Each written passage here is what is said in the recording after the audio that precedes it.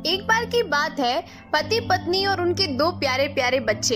एक खुशहाल परिवार था।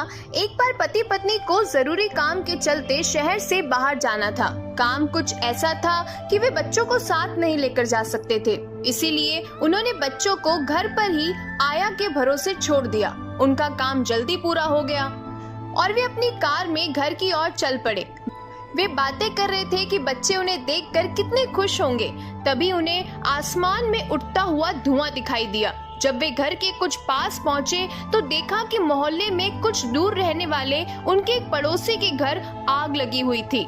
पति जल्दी अपने घर पहुंचना चाहता था, लेकिन पत्नी ने कहा कि पहले देखे तो पड़ोसी के घर की क्या स्थिति है। आखिरकार दोनों कार से उतरकर जलते घर की ओर चल दिए। वहां बाहर लॉन में एक महिला बुरी हालत में चीख रही थी, कोई भीतर जाकर मेरे बच्चों को बचा लो।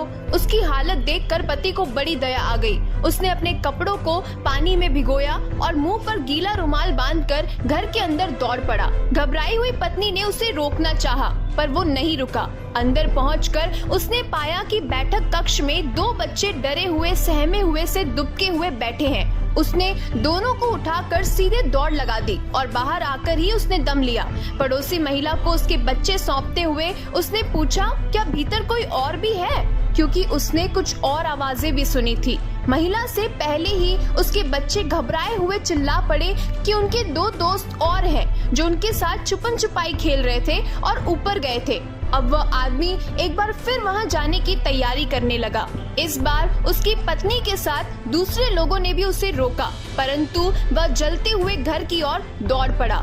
ऊपर के कमरे में आग पहुंची नहीं थी, लेकिन धुआं भरा हुआ था। बहुत मुश्किल से वो बच्चों तक पहुंचा। उन्हें उठाकर सीढ़ियां उतारने लगा। दोनों बच्चे उसके एक एक कंधे पर थे। अचानक उसे लगा कि बच्चों का स्पर्श जाना पहचाना है। बाहर आकर उसने बच्चों को जैसे ही कंधे से उतारा तो उसकी पत्नी चिल्लाकर रोने लगी। पति की आंखों में भी खुशी के आंसू थे। ये उसी के बच्चे थे। दरअसल बच्चों की देखभाल करने वाली आया दोनों बच्चों को पड़ोसी के यहाँ छोड़कर कुछ देर के लिए बाहर चली गई थी और उसी बीच ये अग्निकांड हो गया था। इसीलिए तो कहते हैं, कर भला तो हो भला।